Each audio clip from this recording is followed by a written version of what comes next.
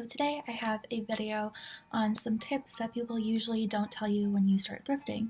So I hope that these help, and if you have any below that I didn't share, be sure to comment them down below because I'd love to hear them. And yeah, happy thrifting. So if you're new to my channel, my name is Molly. I make lots of videos revolving fashion, Poshmark, reselling, literally everything. I love to talk about lifestyle and fashion and everything.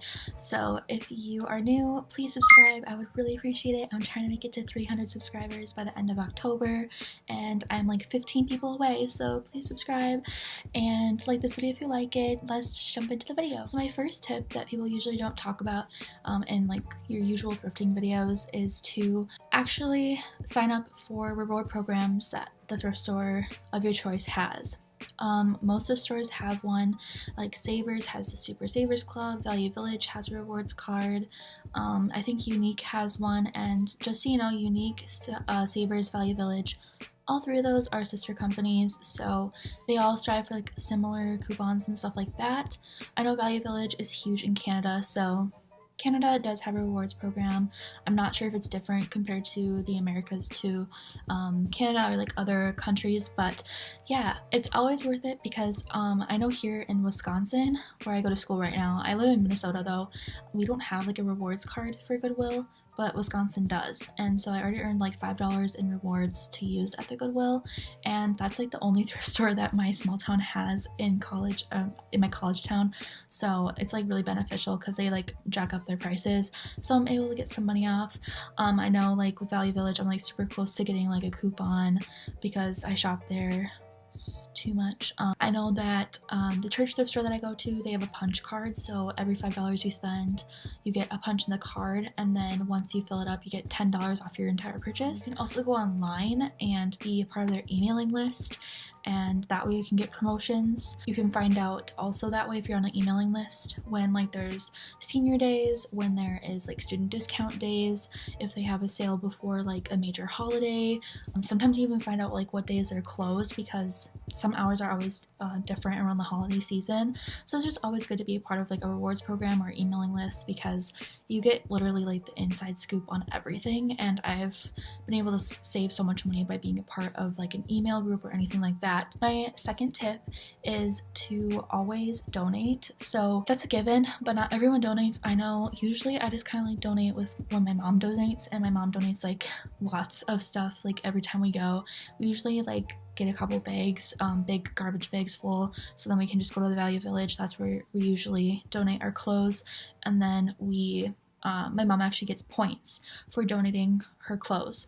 So that's always good too, because if you're not like wanting to spend too much money, you can always donate your clothes and get points that way. I know for Goodwill, you can actually donate, even if it's like literally one piece of clothing, you can get a coupon for donating. You can get actually coupons for Goodwill by donating plastic or paper bags. And it's always smart to just like donate to get coupons, or donate plastic bags to Goodwill and you can get a coupon that way.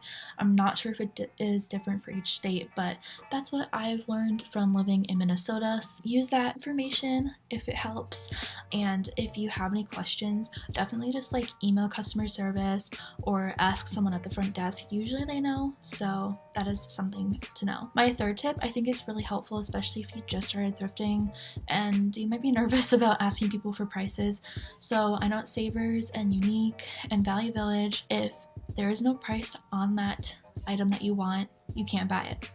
They have a specific person that usually prices the item. Sometimes it's a general manager or like someone that's like a supervisor that does that, and if they're not there to price the item, you can't buy it. This actually happened to my sister and I when we went to Value Village this past weekend.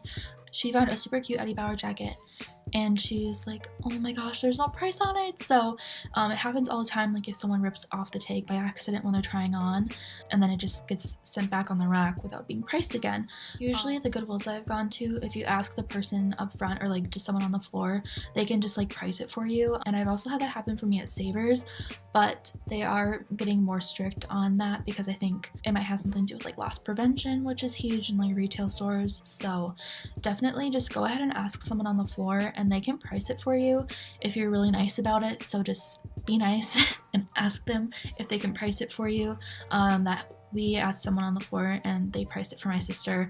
It was expensive. It was like $12, but it was cute, so she bought it anyways, and she was lucky that she asked. That is definitely something I recommend doing because you can get, usually either you can get a good deal that way or it's just worth it, because if it's something that you really want, then ask. So those are all my tips right now. I do have a few more, but I think I'm gonna split this up and maybe do another video like this soon. If you have any tips that I didn't share, comment them down below, of ones that you have like gathered in your experience of thrifting.